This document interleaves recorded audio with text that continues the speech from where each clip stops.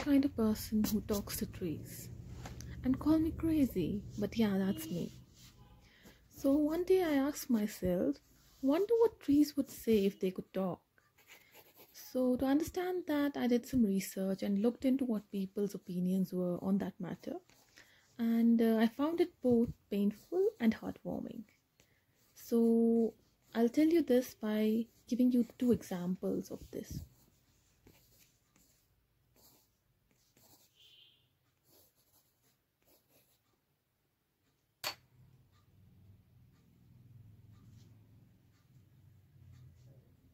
One girl wrote on her blog that trees would brag about the experience and advanced age to one another.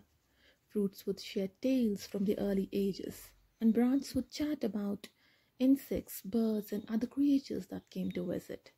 They would sing lovely welcoming tunes in the spring. So it was all very, very beautiful. But to every story, there are two sides of a coin. So there was another girl who wrote a completely different scenario.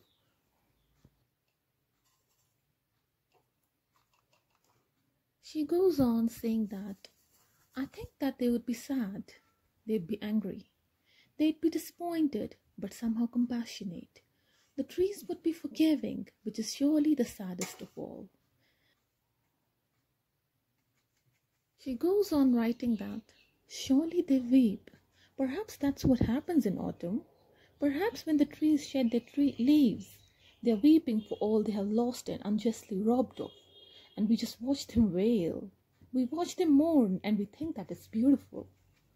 So it's very heartbreaking to see a little girl write this about how we see the trees in our lives right now, how we cut them mercilessly, how we are very unjust towards other living creatures that are surrounding us.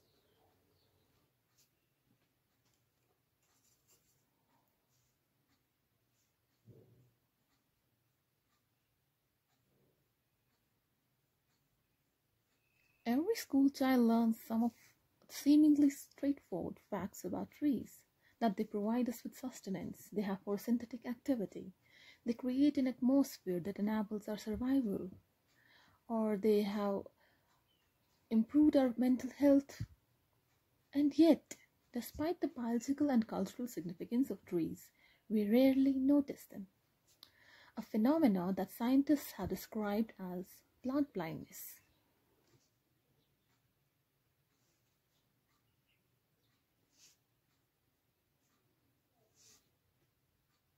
Plant blindness reduces trees and other photosynthetic organisms to background, as said by Sandra Knapp in 2019 article in the journal Plants, People, Planet. For instance, show people a picture with a squirrel in a forest. They'll likely say something like, cute squirrel. It's not said that nice sized beech tree. And is that a young black oak with a cute squirrel on it? No, that's not said at all. Might be due to the fact that they are immobile or that they don't appear to pose danger. So that's why maybe we forget about trees or we don't talk about them as much as we should.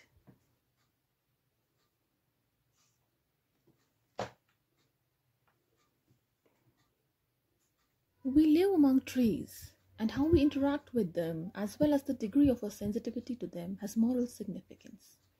Imagine a person gleefully beheading wildflowers by the roadside, or cutting down an oak tree in their garden for the sheer pleasure of it. Many of us would say these actions are wrong, but why? Why is it? Many would argue that it's not as if the other person has been harmed or their property rights have been violated.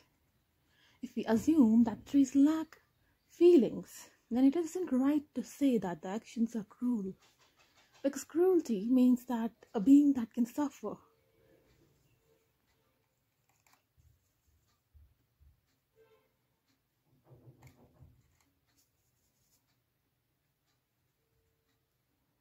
Immanuel Kant, a German philosopher, condemns the willful destruction of nature because he thinks such actions inculcate bad habits.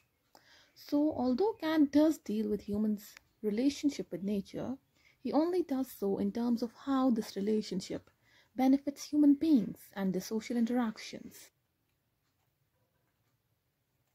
Right now, in the era of environmental destruction and devastation, any reason to protect trees and woodlands is a good reason.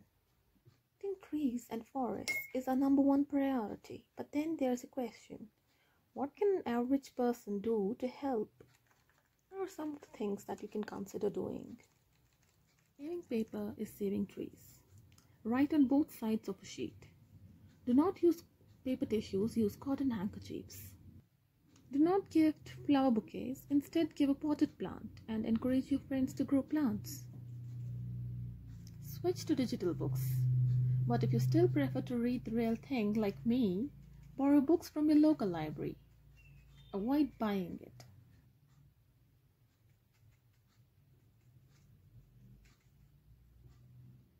These seemingly small steps and alternatives may not seem much, but they will help in the long run. So start today, and that's how we'll protect our future. Last, I have the question.